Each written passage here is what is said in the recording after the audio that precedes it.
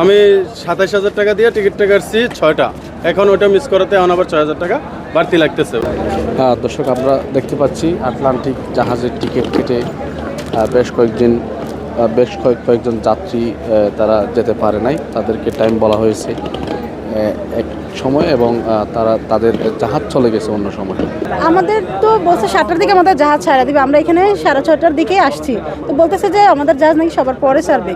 এখন আমরা তো ওইভাবে ওইখানেই বসেছিলাম, তো মাইকিং করতে আমরা শুনি নেই, তো এখন এদিকে আসছে, এসে দেখে আমাদের জাহাজ নাকি চলে গেছে। পদ্মা সেতু, মেট্রো রেল এবং এলিভেটেড এক্সপ্রেসওয়ে নির্মাণের গর্বিত অংশীদার বসুন্ধরা সিমেন্ট। অর্থাৎ জাহাজের টিকিটে লেখা আছে 7টায় এবং তারা চলে আসছে 6টায়, একদম ভোর 6টায়। তারপরেও তারা যেতে পারে না এবং পরবর্তীতে তিনি কুমিল্লা থেকে আগত পর্যটকরা তারা রিকোয়েস্ট করছেন, বিভিন্ন জনকে রিকোয়েস্ট করার পর কত এক্সট্রা ৬,০০০ টাকা পেমেন্ট করতে হইতেছে। কোন জাহাজ থেকে যাচ্ছে, এখন যাচ্ছি বারোয়ালিয়া দিয়ে। কাকে দিচ্ছে টাকা? এখন কর্তৃপক্ষ নিতেছে এই টাকাটা। কোন কর্তৃপক্ষ?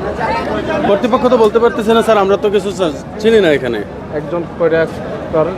আমি ২৭,০০০ টাকা দিয়ে টিকিটটা কাটছি ৬টা, এখন ওটা মিস করাতে এখন আবার ৬,০০০ টাকা বাড়তি লাগতেছে। স্বেচ্ছাসেবী যারা আছে তাদেরকে জিজ্ঞেস করলাম যে ভাই আমার আটলান্টিক কখন ছাড়বে, সবার পরে ছাড়বে।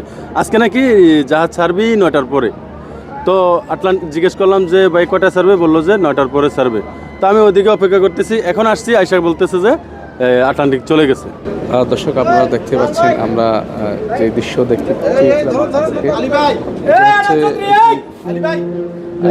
বারাউলিয়া জাহাজ। আটলান্টিক জাহাজের টিকিট কাটার পর যাত্রীদের কি হয়রানি আপনারা দেখেন এবং আমরা দেখেছি এক্সট্রা টাকা পেমেন্ট করে বারাউলিয়াতে যাচ্ছেন এবং সেই দৃশ্য আমরা আপনাদের একটু দেখানোর চেষ্টা করছি।